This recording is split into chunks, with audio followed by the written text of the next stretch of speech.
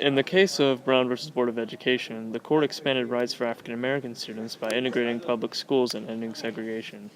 The end of segregation guaranteed equal protection for students of all races to attend public schools. After the children were stopped from entering the school by a mob, the National Guard was called in to enforce their rights. This landmark decision has led to the end of discrimination and the start of racial diversity in schools.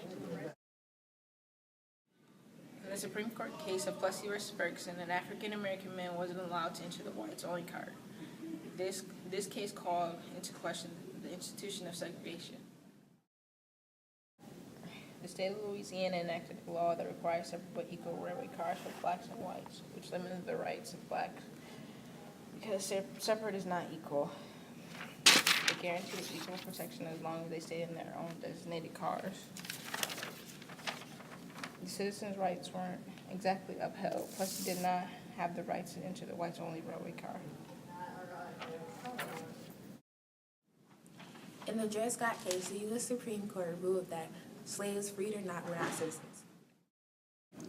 The court ruled that slaves were not citizens and effectively eliminated their rights. In this case, citizens were granted equal protection, but Scott was not considered a citizen. The issue of interracial marriage was called into question by the case of Loving v. Virginia. The Supreme Court ruled that laws against interracial marriage were unconstitutional, expanding the rights of interracial couples. The Virginia law that prohibited interracial marriage was considered discriminatory and was overruled. The right to marry regardless of race was protected by the Supreme Court's ruling. The legitimacy of interracial marriage has affected much of our society today. A notable example of this is the recent Supreme Court decision legalizing same-sex marriage. In a Supreme Court case of the University of California versus Bake, Alan Bake, a 35-year-old white man, had twice appealed for admission to the University of California Medical School at Davis. He was rejected both times. Bake's qualifications exceeded those of any minority student submitted. The Supreme Court case ruled that the university's use of racial quotas in its admission process was unconstitutional.